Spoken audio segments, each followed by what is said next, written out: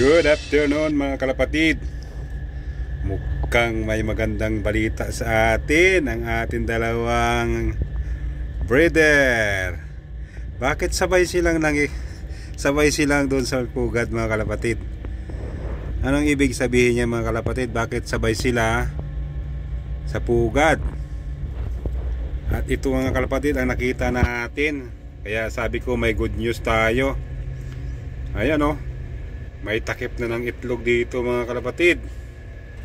Mukhang nagpisa na talaga sila mga kalapatid. Ayan o. Hindi muna natin titingnan mga kalapatid kasi baka masyadong maliit pa or bagong kon pa lang talaga. Hindi pa pwedeng tingnan kasi iniinita nila eh. Dalawa sila talaga dun oh. Pinagtulungan nilang mailabas siguro yung anak nila sa loob ng shell mga kalapatid. Kaya dalawa sila nandun. Iisa pa lang ito mga kalapatid. Ayan oh. Inaalis nila sa mismo kanilang pugad oh. Nandito na oh. Update ko kayo mga kalapatid. Mga 2 days siguro pwede na nating silipin yan mga kalapatid. Kasi medyo okay na siguro yan. Or baka dalawa na yung napipisin niya. Hindi na muna natin abalahin mga kalapatid. Ayan mga kalapatid, update ko kayo. Good afternoon mga kalapatid. Ayan, pakain na naman natin ng masarap-sarap yung ating mga alaga mga kalapatid. Maagad dumating yung ating supply. Ayan, nakain na naman sila masarap-sarap. Good morning mga kalapatid.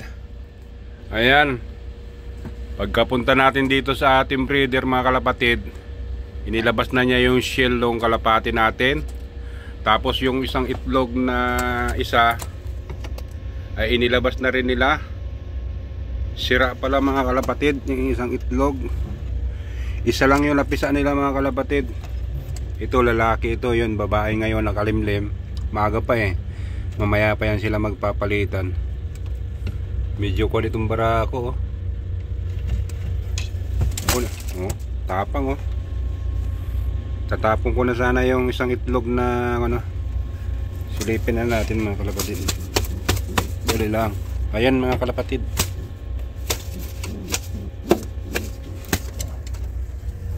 Ayan mga kalapatid oh. Isa na. Isa lang talaga mga kalapatid. Okay lang yan. Maganda nga yan, isa lang.